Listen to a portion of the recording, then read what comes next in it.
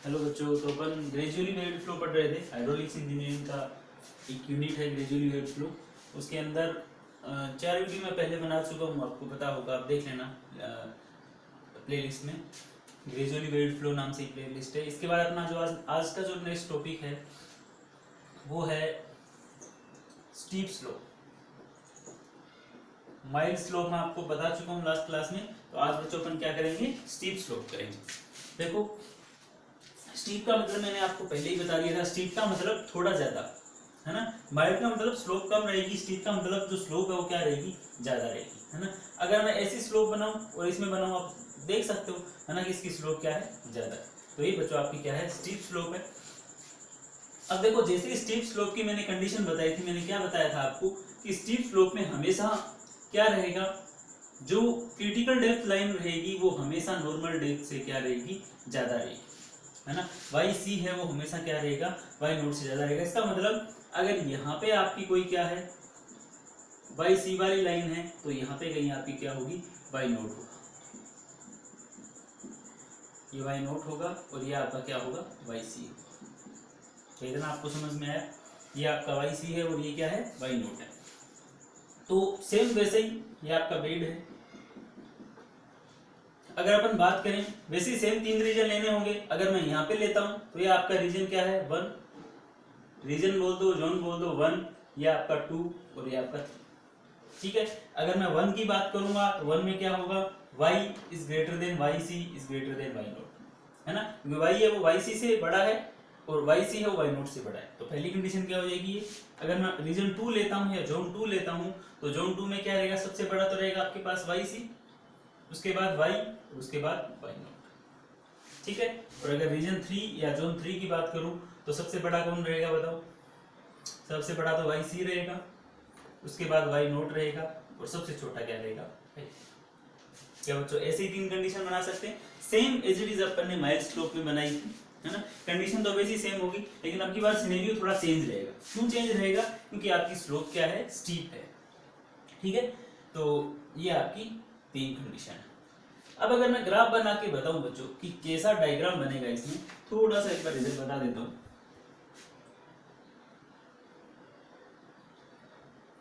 ये Y C और ये वाई। ठीक है। देखो, रीजन भी जानना जरूरी है कि ऐसा ही ग्राफ क्यों बने, है ना। आज मैं वो आपको बता दूंगा। पिछली वीडियो मैंने ज्यादा बताया नहीं था, क्योंकि मुझे ऐसा लगता है कि ज्यादा इतना नहीं करें, क्योंकि 4 लेक्चर का पूरा टॉपिक है और अपन 4 लेक्चर ऑलरेडी 5 तो पहले ही बना चुका हूँ, ये 6th वीडियो है ना। तो ज्यादा इतना ब्रीफ ना करें इसको। तो जब डायग्राम की बात करेंगे तो इसमें जो अब आपको पता है, स्टीप स्लोप को अपन किससे शो करते हैं, एस से, है ना, क्योंकि पहला अक्षर ही लिया अपन, है ना। तो एस से करते हैं। तो इसके अगर 3 कंडीशन बन रही है तो यहाँ पे 3 कर्व बनेंगे, S1 S2 और S3। 3 बनेंगे, S1 S2 S3। तो देखो बच्चों, जब S1 की बात करता हूँ, S1 कुछ ऐसा बनता है कर्व। ये क्या है आपका, S1 है। अगर S2 की बात करता हूँ तो S2 कुछ ऐसा कर्व बनता है। ठीक है, ऐसा कुछ। और S3 की बात करता हूँ तो S3 कुछ ऐसा बनता है। ये आपका S1, ये S2 और ये S3। ऐसे आपके तीनों कर्व बनते हैं, S1। अब आप अगर सिंपल सा, अगर नॉर्मल आपसे पूछे कि आप स्टीपर स्लोप को एक्सप्लेन करो, तो 2 नंबर का या 4 नंबर का क्वेश्चन आता है, तो नॉर्मल इतनी बातें आप बता सकते हो कि जो आपका क्रिटिकल डेप्थ है वो ज्यादा रहती है नॉर्मल डेप्थ से, और ये सारी कंडीशन आप बता सकते हो, आप सिंपल ग्राफ। लेकिन आपका क्वेश्चन आ जाए 10 मार्क्स का या 15 मार्क्स का क्वेश्चन आता है, तब दिक्कत आती है। तब आपको बताना पड़ेगा कि ऐसा ग्राफ क्यों बना, S1 S2 S3 ऐसा क्यों बना। तो आप जल्दी से पहले नोट डाउन कर लीजिए, इसके बाद अपन देखते हैं कि ऐसा ही ग्राफ क्यों बना, वो एक्सप्लेन करते हैं।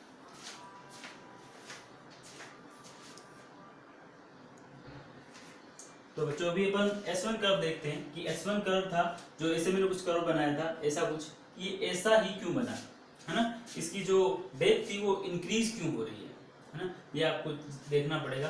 तो सिंपल सा फंडा है। देखो बच्चों, कुछ भी ज्यादा दिमाग लगाने की जरूरत नहीं है। आपको पता है कि अगर S1 कर्व होगा तो इसमें y है, क्योंकि यहाँ का पॉइंट होगा y कोई, तो यहाँ पे रहेगा, तो ये वाई सी से ग्रेटर देन रहेगा और वाई नोट से रहेगा। आप डायग्राम से साफ देख रहे हो। अब देखो, अगर y greater than Y naught रहता है, अगर ये वाई नोट और उससे अगर y ग्रेटर देन रहता है, तो बच्चों हमेशा आपको ध्यान रखना होगा कि अगर y यहाँ पे मैं ले रहा हूँ, इसका मतलब आपके बेड की स्लोप क्या है, वो ज्यादा एनर्जी लाइन से स्लोप ज्यादा है तभी तो आप इस पॉइंट को यहाँ पे ले रहे हो, फ्लो तब यहाँ तक जा रहा है ना। इसका मतलब जो स्लोप है आपके बेड की वो एनर्जी लाइन की स्लोप से ज्यादा है, ठीक है। तो इसका मतलब मैं ये लिख सकता हूँ कि एस नोट माइनस एस ई है वो ग्रेटर देन जीरो रहेगा, क्योंकि एस ई को इधर लेके आता हूं मैं, तो एस नोट माइनस एस ई और ये ग्रेटर देन क्या रहेगा, जीरो रहेगा, ठीक है। एक चीज तो मुझे इतनी समझ में आ गई कि अगर ये y greater then y note रहेगा कहीं पर भी रहेगा, ऐसा नहीं कि यहीं पे, अगर आपका y greater then y note रहता है तो आपको समझ में आ जाना चाहिए कि वहां पे बेड की स्लोप हमेशा ज्यादा रहेगी एनर्जी लाइन की स्लोप से, ठीक है बच्चों। अब दूसरी कंडीशन देखते हैं कि जो आपका y है, अगर ये y सी से ज्यादा है, अगर ये y सी से ज्यादा है, मतलब यहाँ पे अगर नॉर्मल आराम से फ्लो हो रहा है, इसका मतलब वहां पे फ्लो कैसा रहेगा, सब क्रिटिकल रहेगा, है ना, सुपर क्रिटिकल तो नहीं रहेगा। इसका मतलब ऐसी कंडीशन में y ग्रेटर देन जहां पे y से रहेगा वहां पे एफ आर की वैल्यू क्या रहेगी, जो आपका फोर्थ नंबर था उसकी वैल्यू लेस देन 1 रहेगी। अगर इसकी वैल्यू लेस देन 1 रहती है तो क्या 1 माइनस एफ आर स्क्वायर करूं मैं, तो 1 माइनस एफ आर स्क्वायर करूंगा तो ये भी हमेशा क्या रहेगा, ग्रेटर देन 0 रहेगा, क्योंकि एफ आर स्क्वायर इस एफ आर स्क्वायर को इधर लेके आ जाओ तो ये हमेशा ग्रेटर देन 0 रहेगा। तो आपको ये पता चला कि दोनों चीजें ग्रेटर देन 0 रहेगी। बच्चों ये चीज मैंने क्यों फाइंड आउट की, ये इसलिए फाइंड आउट की क्योंकि dy by dx था बच्चों, या dh by dx था, वो क्या था, s note minus S E 1 minus F are square. तो s नोट माइनस एस ई का मुझे पता है ये पॉजिटिव वैल्यू है, और 1 माइनस एफ आर स्क्वायर भी मुझे पता है पॉजिटिव वैल्यू है। आपको पता है पॉजिटिव वैल्यू और पॉजिटिव वैल्यू, इसका मतलब dy by dx की वैल्यू आएगी वो ग्रेटर देन 0 आएगी। इसका मतलब जो डेप्थ है वो x के साथ इंक्रीज होगी, वो डेप्थ है वो x के साथ क्या होगी, इंक्रीज होगी। तो तभी मैंने ये जब ये कौन सी इस लाइन को अपन क्या बोलते हैं, एनडीएल, और इसको क्या बोलते हैं, सीडीएल, है ना, क्रिटिकल डेप्थ लाइन, और ये नॉर्मल डेप्थ लाइन, ठीक है। तो ये जो आपकी क्या है, एनडीएल है, और ये अगर सीडीएल है, तो मैंने ग्राफ कैसे बनाया, ऐसे ग्राफ बनाया था, तो आप देख सकते हो जैसे x में अपन आगे बढ़ रहे हैं वहां पे इसकी डेप्थ क्या हो रही है, इंक्रीज हो रही है। यही तो आपको पता चला ना कि अगर ये इंक्रीज, अगर ये डिक्रीज होती तो अपन कैसा लेते, ये ग्राफ कम होता ना, हो सकता है ग्राफ कुछ ऐसा होता, डिक्रीज होता टाइम के साथ, तो कुछ भी हो सकता था, लेकिन इसमें अपन बोल सकते हैं कि अगर इंक्रीज हो रहा है तो ग्राफ कुछ ऐसा। लेकिन बच्चों दिक्कत अभी भी ये आ रही है कि ग्राफ ऐसा क्यों बना। इंक्रीज होने के दो तरीके होते हैं ना, ऐसे भी इंक्रीज कर सकता है, ऐसे भी इंक्रीज कर सकता है। आपने एसिम्पटोट का कंसेप्ट पढ़ा होगा, इंक्रीज करने के दो तरीके हैं, इंक्रीज ऐसे भी कर सकता है, इसमें ये ग्राफ बनाऊं तो इंक्रीज ऐसे भी कर सकता है और ऐसे भी कर सकता है, दोनों इंक्रीज कर रहे हैं। लेकिन बच्चों इसको भी देखने का एक तरीका है, वो भी मैं भी आपको बताता हूँ, उसको आप नोट डाउन कर लीजिए। इसके बाद देखते हैं ये ऐसा ही क्यों बना। इंक्रीज, देखो आपको सारे कंसेप्ट यहीं पे समझ में आ जानी चाहिए। इंक्रीज कर रहा है अच्छी बात है, लेकिन अब ये ऐसे ही क्यों इंक्रीज कर रहा है, ऐसे इंक्रीज क्यों नहीं कर रहा है, इसका भी रीजन देखते हैं बच्चों, है ना। जल्दी से आप नोट डाउन कीजिए।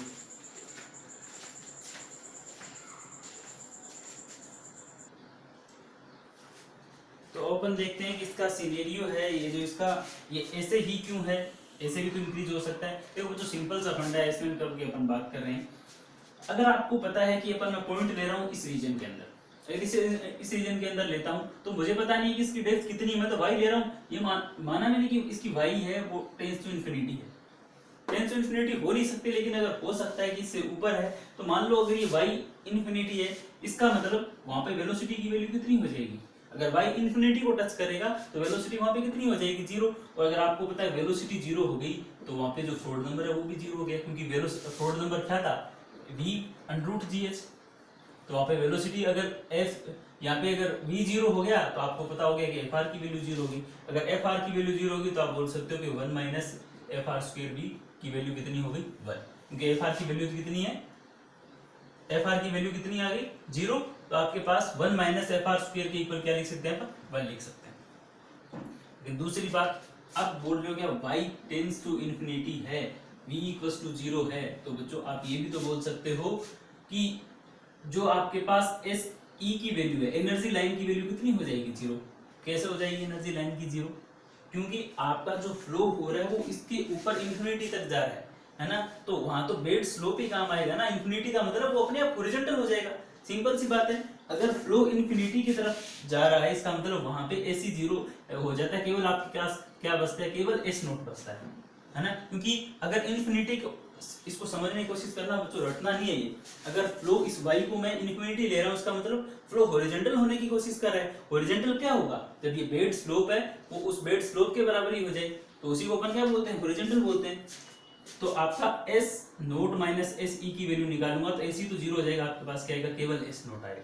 तो अब उसी फॉर्मूले से D Y by D X की वैल्यू निकालने की कोशिश करूं मैं, S naught minus S E one minus F R, इसकी वैल्यू तो 1 है और ये एस ई जीरो है, तो आपके पास इसकी वैल्यू कितनी होगी, एस नोट। इसका मतलब बच्चों D Y by D X है वो किसके इक्वल आ रहा है, एस नोट के इक्वल आ रहा है। एस नोट के इक्वल आ रहा है, इसका मतलब थोड़ी देर बाद वो कैसा हो जाना चाहिए, हॉरिजॉन्टल हो जाना चाहिए। क्या हो जाना चाहिए थोड़ी देर बाद, हॉरिजॉन्टल। तो क्या बच्चों अगर ऐसा मैं ग्राफ बनाऊंगा तो क्या हॉरिजॉन्टल होगा, कभी नहीं होगा। अगर आप ऐसा ही बनाओगे तभी तो क्या होगा, ये हॉरिजॉन्टल होगा। तो इसीलिए इस ग्राफ जो आपने कर्व बनाया वो इसकी शेप ऐसी है, पॉजिटिव है, इंक्रीज हो रही है डेप्थ और हॉरिजॉन्टल एसिम्प्टोट होना चाहिए। क्या होना चाहिए, हॉरिजॉन्टल एसिम्प्टोट होना चाहिए। ऐसा नहीं कि वर्टिकल, अगर ये क्या है तो वर्टिकल एसिम्प्टोट है ना, लेकिन ये क्या है, हॉरिजॉन्टल एसिम्प्टोट है। तो मेरे हिसाब से आपको समझ में आ गया होगा मैं क्या बताना चाह रहा हूँ। तो ऐसे हर एक ग्राफ को आप ऐसे बना सकते हो, लेकिन इतना ज्यादा डिस्क्राइब नहीं किया मैंने, क्योंकि अपन एक वीडियो में एक डिस्क्राइब मुश्किल से कर पाते हैं, तो इसलिए मैंने ज्यादा नहीं बताया। तो इसको नोट डाउन कर लीजिए।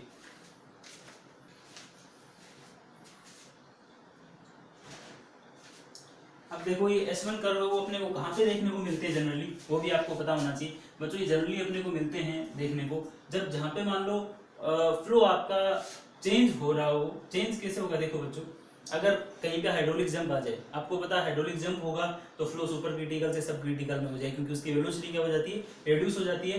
तो अगर तो ये बोल सकते हो कि वो सुपर क्रिटिकल से सब क्रिटिकल में हो रहा है, या आप वहाँ पे डैम में भी देख सकते हो ऐसा फ्लो, और किसमें देख सकते हो, वियर में भी देख सकते हो। डैम वगैरह है, वियर वगैरह है, उसमें ऐसा ही फ्लो होता है कि आप देख सकते हो इसमें डेप्थ अचानक क्या होगी, डेप्थ इसमें आपको पता है इंक्रीज होगी, तो ऐसे आएगा और अचानक इसकी डेप्थ क्या हो जाएगी, इंक्रीज हो जाएगी। तो आप देख सकते हो इसको आराम, इसको देखोगे इसकी ये जो डेप्थ ऑफ फ्लो है वो क्या हो रही है बच्चों, इंक्रीज हो रही है, क्योंकि D Y by D X की वैल्यू क्या आई थी अपनी, पॉजिटिव आई थी।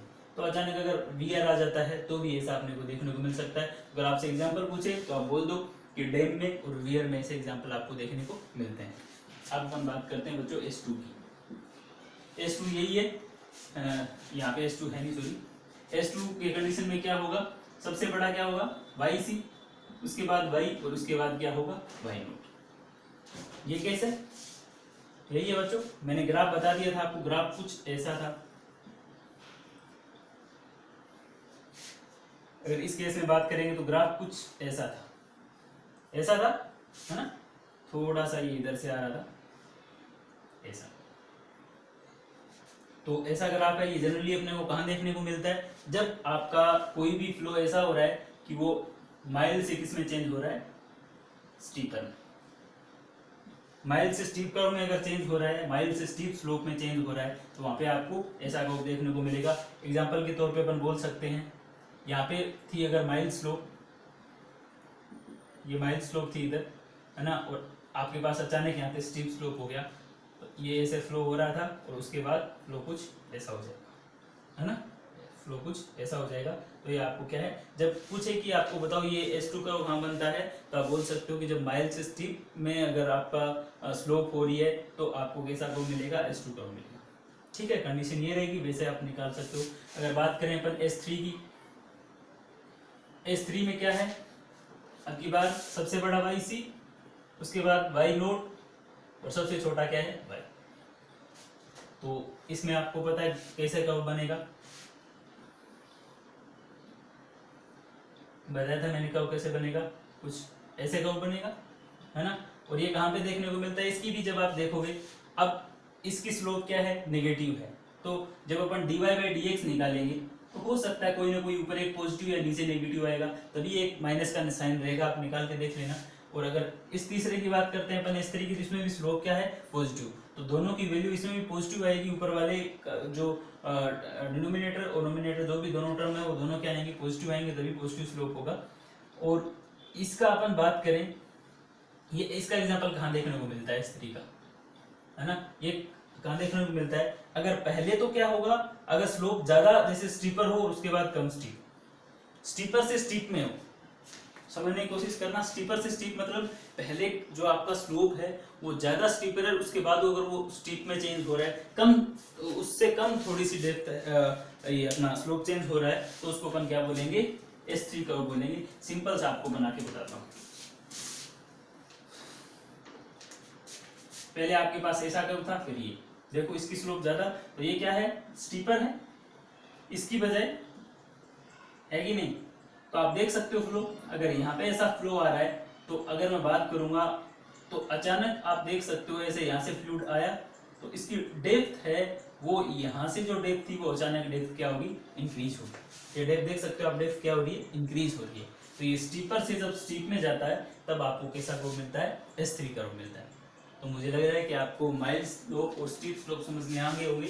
एक मैंने पूरा डिस्कस किया है एकदम कंप्लीट, कैसे इसकी जो स्लोप है वो पॉजिटिव नेगेटिव आती है या कैसे एसिम्प्टोट बनता है, वो सारा एक्सप्लेन किया और 2 मैंने आपको सिंपल बताया। ठीक है, तो ये आपका क्या है, स्टीप स्लोप है।